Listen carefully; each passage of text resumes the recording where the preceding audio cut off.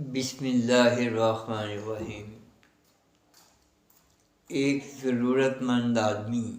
کسی سیٹھ کے پاس گیا اور جا کر کہا، سیٹھ صاحب السلام علیکم، اور سیٹھ آگے سے جواب دیتا ہے، وعلیکم السلام، جی کیسے آنا ہوا، کیا کام ہے؟ یعنی وہ ایک دو سوال ایسے کرتا ہے کہ جو سوال کرنا اس کا حق بنتا ہے کہ بھئی آپ کون ہو، کہاں سے آئے ہو اور کیا چاہتے ہو۔ جب اس سیٹھ نے پوچھا بھئی تمہیں کیا کام ہے اور تم کس غرض سے آئے ہو، تو اس ضرورت مند آدمی نے جواب میں کہا، جناب سیٹھ صاحب میں بہت پریشان ہوں، میری ایک جوان بیٹی ہے، اس کی شادی کرنی ہے، میرے پاس کچھ بھی نہیں ہے، میں نے بہت کوشش کی لیکن کچھ بھی حاصل نہیں ہو سکا، بہت مشکل سے اچھا رشتہ ملا تھا، اور اگر اب میں وقت پر اپنی بیٹی کی شادی نہیں کرتا تو میری بہت زیادہ بے عزتی ہوگی، برادری میں ناک کٹ جائے گی، اور اگر میں اپنی بیٹی کو وقت پر بیاہ دوں گا تو عزت بچ جائے گی، رشتہ بچ جائے گا، رابطہ بچ جائے گا، نام رہ جائے گا۔ خیر، اس ضرورت مند آدمی نے اپنے حالات کی کہانی اس سیٹھ کو سنائی تو اس کو اس کی حالت پر ترس آ گیا۔ تو پھر اس سیٹھ نے کہا، بابا تم پریشان کیوں ہوتے ہو، یہ لو 10,000 روپے اور اپنی ضرورت پوری کر لو۔ خیر، وہ بندہ سیٹھ صاحب سے 10,000 روپے لے کر اپنے گھر کی طرف جا رہا ہے۔ اب وہ ضرورت مند، وہ حاجت مند 10,000 روپے لے کر گھر کو جا رہا ہے اور راستے میں کہتا جا رہا ہے، اے میرے اللہ اس سیٹھ کی خیر ہو، اے میرے اللہ اس سیٹھ کے بچوں کی خیر ہو، اے میرے اللہ اس سیٹھ کے کاروبار کی خیر ہو، اے میرے اللہ اس سیٹھ کے عزیزوں کی خیر ہو۔ یعنی وہ ضرورت مند آدمی روپیہ لینے کے بعد روپے کی تعریف نہیں کر رہا، بلکہ وہ بار بار اس سیٹھ کو دعائیں دے رہا ہے۔ وہ 10,000 روپے جو سیٹھ صاحب نے دیے وہ بھی تو بڑی چیز ہے،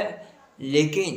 وہ آدمی بار بار اس دینے والے کی خیر مانگ رہا ہے، اس لیے کہ دینے والے نے اس کی عزت کا احساس کیا، اس کی ضرورت کا احساس کیا، اس کی پریشانیوں کو محسوس کیا، اس کی بے سر و سامانی کو محسوس کیا۔ تو اب لینے والے کی غیرت کا تقاضا ہے کہ وہ اس دینے والے کو دعائیں دے رہا ہے۔ یعنی جب کسی سے مانگ کر لیا جائے گا تو پھر اس کے لیے دعائیں بھی کی جائیں گی کہ اللہ اس کو اچھا رکھے، اللہ اس کی حال کو اچھا رکھے، اللہ اس کا بھلا کرے، اللہ اس کے حال کو اچھا رکھے۔ اور دوسری طرف وہ جو ایک گروپ بنا کر کسی سیٹھ کے گھر میں ڈاکہ ڈال کے دولت اکٹھی کر کے لے جاتے ہیں تو وہ کبھی بھی سیٹھ کے لیے کلمہ خیر نہیں کہتے، بلکہ وہ مال لوٹ کر جاتے ہی ایک ایسی جگہ پر جاتے ہیں جو ان کا مخفوض ٹھکانہ ہو،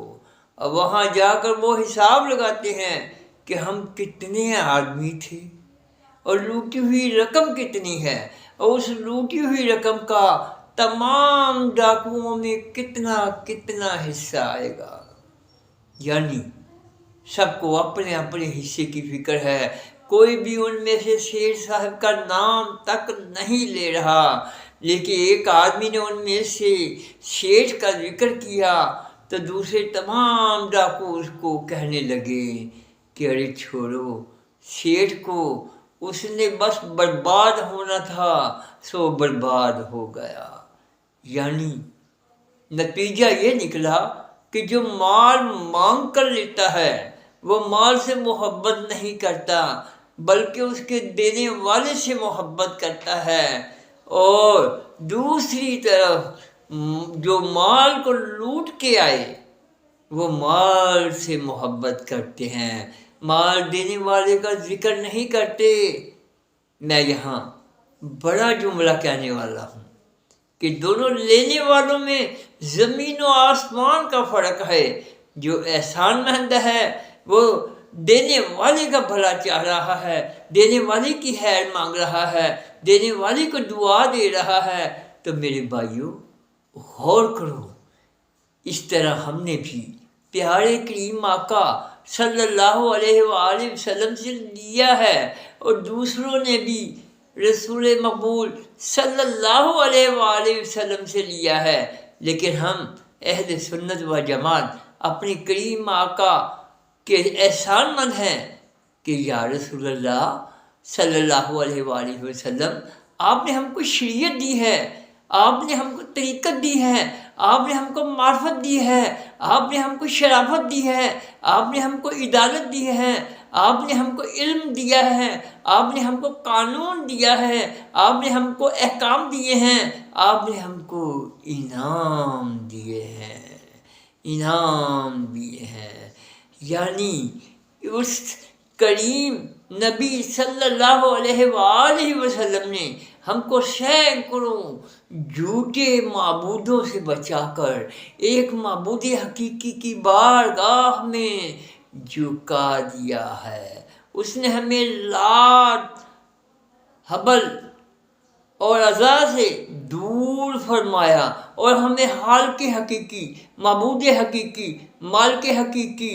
کی بارگاہ کے قریب کیا۔ یہی وہ کریم ہیں کہ جنہوں نے دلوں کو کعبہ بنانے کا ڈنگ سکھایا، یہی وہ کریم ہیں کہ جنہوں نے سینے کو مدینہ بنانے کا اصول دیا، یہی وہ پیغمبر ہیں کہ جنہوں نے خدا کے نام پر زندگی کو قربان کرنے کا حوصلہ دیا۔ میرے دوستو، اگر وہ سیٹھ پیسے نہ دیتا تو ایک ضرورت مند دنیا سے رسوا ہو جاتا، تو اگر مدینے والے کا کرم نہ ہوتا ہم آخرت میں رسوا ہو جاتے۔ تو اسی لیے میں کہتا ہوں کہ جیسے وہ ضرورت مند